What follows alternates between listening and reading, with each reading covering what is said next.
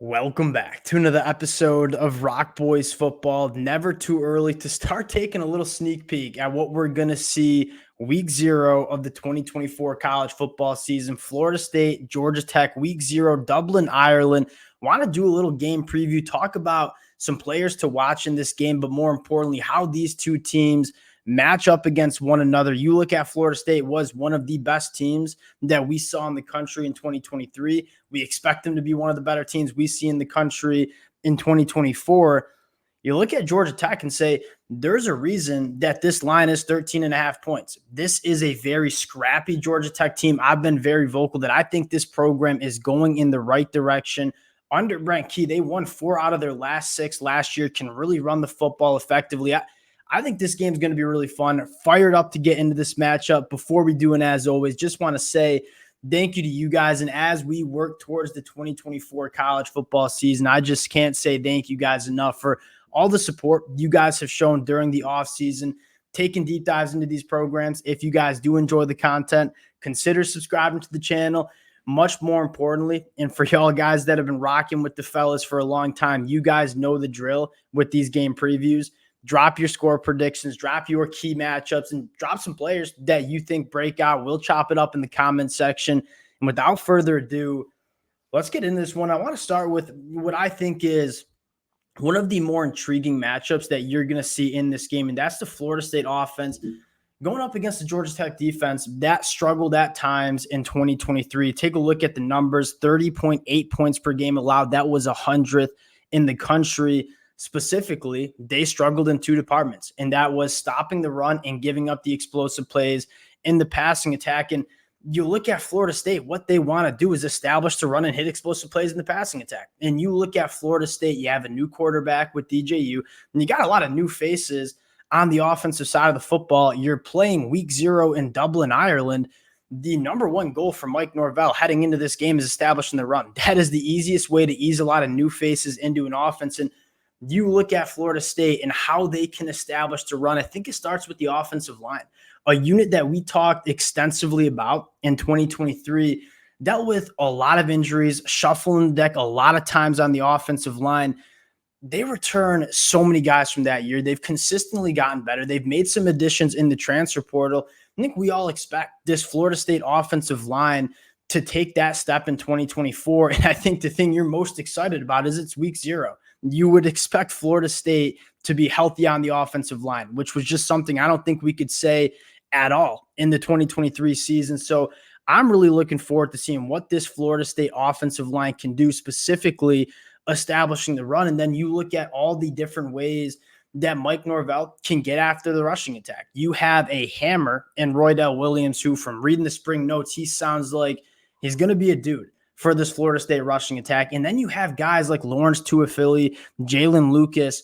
There's a lot of different ways that this Florida State team can establish the run. We probably should mention DJU, a guy that can certainly run the rock as well, whether it's some outside stuff, using Jalen Lucas in space, whether it's getting downhill with guys like Roydell Williams or DJU. Mike Norvell is very good at establishing a rushing attack from a variety of different ways. That's probably the number one key to this game for Florida State on the offensive side of the football. Now, the second thing you're looking at is Georgia Tech struggled, giving up some explosive plays in the passing attack, 7.8 yards per pass. That was 91st in the country. You look at Florida State on offense. What does Mike Norvell want to do? You look back at Jordan Travis, average depth of target over 10 yards down the field. They want to push the ball down the field. And I think on paper, a lot of people expect this Florida State passing attack to maybe take a step back. You lose Jordan Travis, you lose Keon Coleman, Johnny Wilson. I think a lot of Florida State fans are saying, hey, we do have some guys that can work vertically down the field. I think it starts with Malik Benson, one of the fastest players in all of college football with a big frame. He is, in my opinion, the wide receiver 1 heading into the season, a guy that can certainly work vertically down the field, whether it is Malik Benson, whether it is Hakeem Williams. I think Florida State's looking to establish the run with a healthy offensive line, with a loaded and diverse running back room. And when they start establishing that run, making Georgia Tech put some safeties in the box, that is when they want to attack the deeper third and hit some of those explosive plays. Now you flip sides and say this Georgia Tech offense, they can run the rock extremely well. And you look at Haynes King and Jamal Haynes, and that's kind of where it starts. This was a Georgia Tech offense that ran the football 52% of the time last year. That was top 30 in the country. I think more importantly, we're top 15 in yards per carry. This is a Georgia Tech team that makes no secret about it.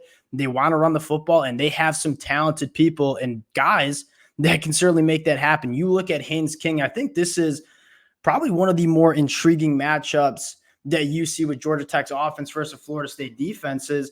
In Florida State, the one question mark that we have for this program is the linebacker spot. Now, you look at DJ Lundy, he is probably one of the best linebackers at stopping the run in all of the country. He led Florida State in run stops last year, an average depth of tackle of less than 2 yards down the field. But you look at some of the other linebackers, I think we maybe have some questions. And the reason I want to kind of focus on that is you look at Georgia Tech, how they want to run the football, some misdirection, some RPOs. Haynes King's a guy that can certainly take it himself, runs a sub-11 coming out of high school in the 100-meter. You look at Georgia Tech, there's not many question marks about why they ran the football well last year. They have a very athletic quarterback that can make some things happen, and they got a really good running back in Jamal Haynes coming back that went for over 1,000 yards, over 6 yards per carry. There are some reasons to believe that Georgia Tech can be dangerous on offense running the football. Now, you look at the passing attack, and this is where I think you would favor Florida State and favor Florida State rather heavily. Now, you have an elite wide receiver, and Eric Singleton on Georgia Tech was a true freshman last year, was one of the better wide receivers in the ACC. But you look at Florida State, and they have an elite cornerback that could potentially follow Eric Singleton around the football field. And A.Z. Thomas, a guy that I think will be a first-round NFL draft pick come the 2025 NFL draft.